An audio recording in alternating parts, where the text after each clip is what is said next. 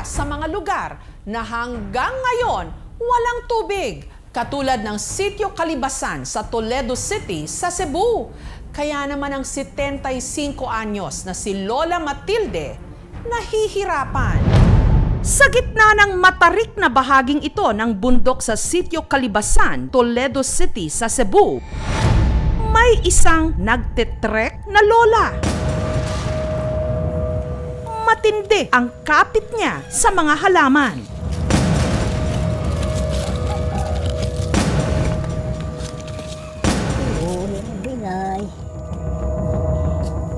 Kapansin-pansing nanginginig at nangangatog na rin ang kanyang mga paa dahil isang pagkakamali lang, posible siyang mahulog sa bangin.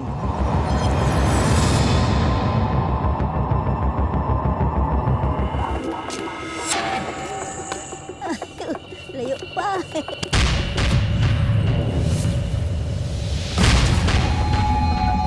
Siya, ang 75 anyos na si Lola Matilde, puwis buhay na sinusuong ang kabundukan. Makapag-igib lang ng 3 galon ng tubig.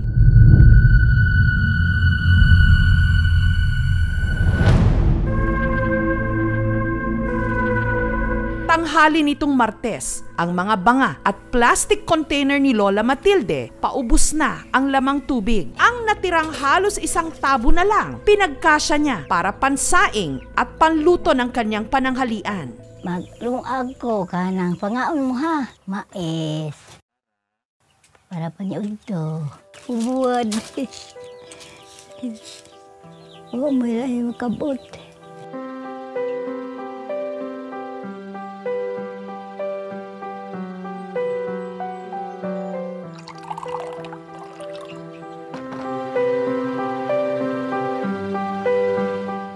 Kabang. Naobi dungagan og kaon. Duha ni sila.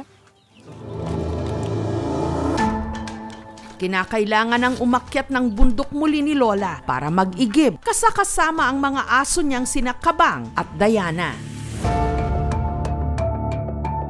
May mud ang baka dili man sakit atong diog, abaga man og ang mutabag karga.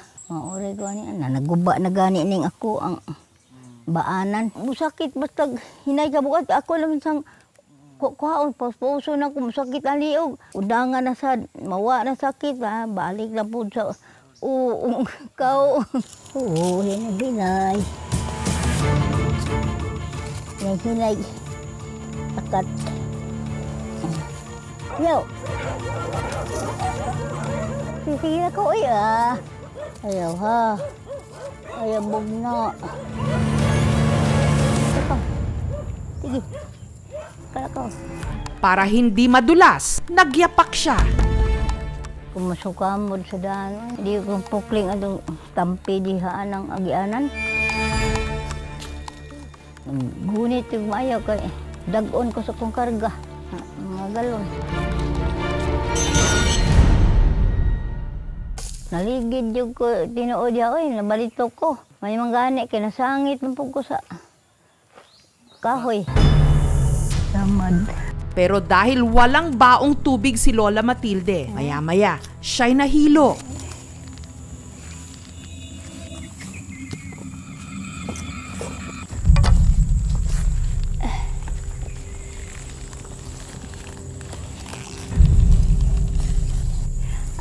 Kani agud pa ni. Sakit, kung tuhod. Nagulupunan bagtak.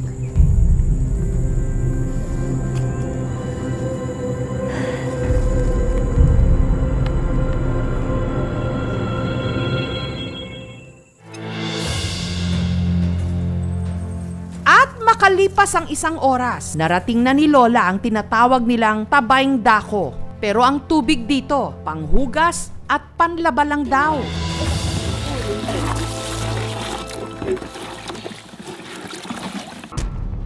Kaya itinuloy niya ang paglalakad.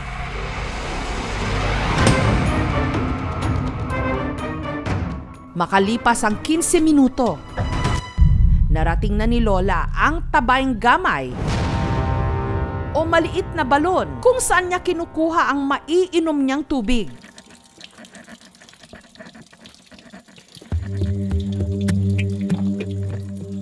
Yun nga lang, sa sobrang hina ng tulo rito, ang isang plastic container aabuti ng 5 minuto bago mapuno.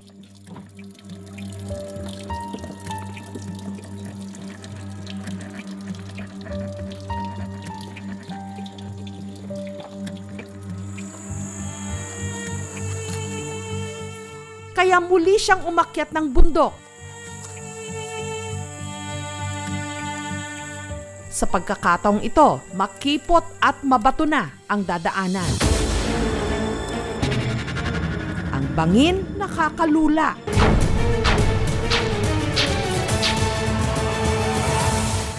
Matapos ang 1 oras na buwis buhay na pag-akyat,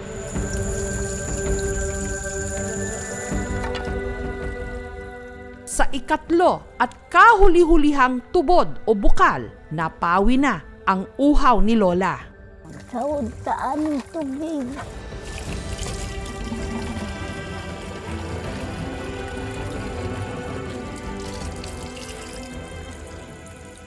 Malipay na kung nanay tubig, mada. Dali lang mapuno ang galon. Mag-ampol lang sa Ginoo. At oras na naman ang bibilangin para makauwi siya sa kanilang bahay. Pero sa pagkakataong ito, doble na ang kanyang kalbaryo. Ang nakaatang kasi sa nakukuba niyang likod, tinatayang nasa 12 kilo ang bigat. Dahil mataas at nasa bundok ang sitio Kalibasan, hindi kaya at hindi umaabot ang supply ng tubig sa lugar. Kaya simulat sa Puldao, wala silang maayos na supply ng tubig.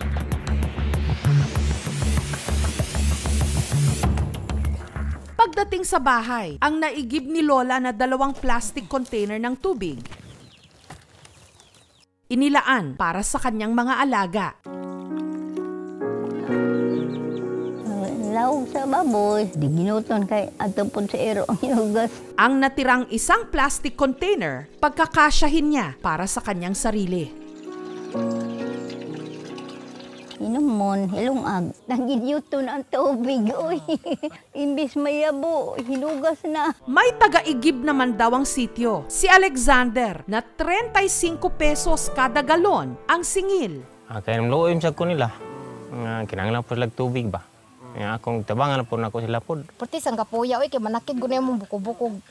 Kuan ka ng kargaan na ba? Pero ang 35 pesos, ginto para kay Lola Matilde. Wala mo ko ikasohol pagkarga. Na ako lang hinihinay sa gob.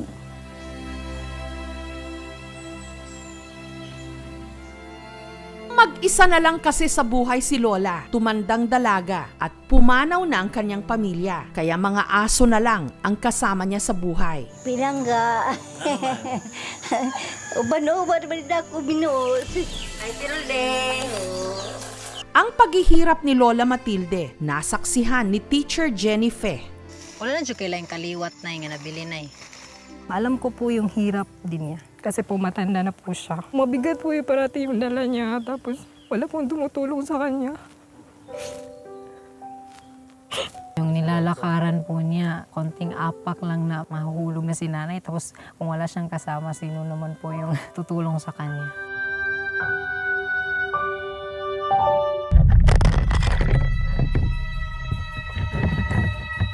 Maging silang mga guro, para-paraan daw sa tubig. One time na ubos talaga, natulog po kami ng hindi uminom ng tubig. Uhaw na uhaw po. Kaya ang inaasahan ng mga tiga-Kalibasan, tubig ulan. Taligsik! Arin ako diri kay uhaw na jud kay ko. Amo ana man, inom na jud sila. Nung kumulimlim nga nito lang Miyerkules, kanya-kanya silang abang sa mga alulod. Mao ni among sandayong, mo kana nagpabuhat mig tangke para adi diri mo kuan ng tubig. Mapuno na ni siya, amo din yung pangablihan para makatigom mig tubig pandaba. Para sa mag-uwan. Para sa og magbuwan. Pero makalipas ang ilang oras ng paghihintay, biglang umaliwalas ang panahon. Mula Lunes, 3 days na. Gano'n kahirap man pag walang ulan? Tipid-tipid. Ang hirap talaga pag walang ulan. Ganahan ko kay naay gari po kay doora ang tubig mainom. Oh, so nabita din nanguha og ng kanang mga politiko niya wala man gyud makahimo sila. Uhaw daw sila sa aksyon ng mga nasa posisyon, kaya ipinarating namin ang kanilang hinaing sa Toledo City, Cebu Local Government Unit.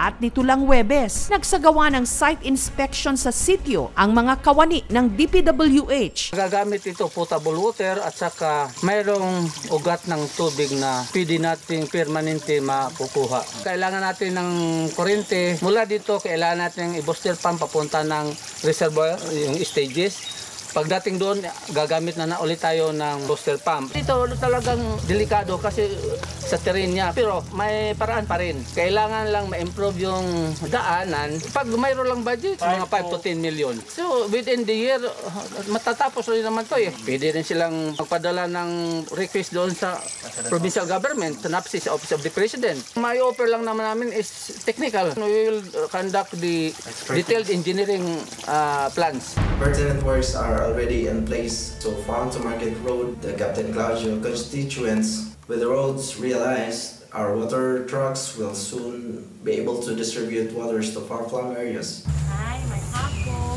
Samantala, pinatignan na rin namin sa doktor si Lola Matilde. The BP was slightly elevated around 160/90. It could be also due to sa age niya na 75 na and also sa type of work. She is diagnosed to have essential hypertension. Yung gamot na binigay ko sa kanya is for maintenance sa high blood niya. Yung pananakit niya sa knees, pwede siguro ma-check natin through x-ray or additional blood workup.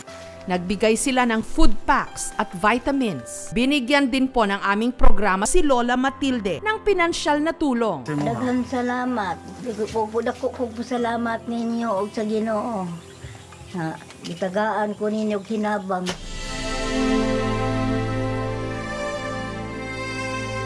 May kaunting tulong man na dumating, kinabukasan, muling naghanda para sa kanyang pag-iigib si Lola Matilde. Dahil hanggat walang maayos na supply ng tubig sa kanilang sityo,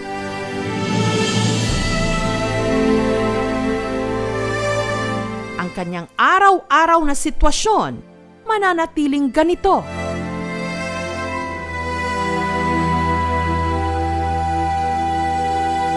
Hanggang sa huling patak ng kanyang buhay.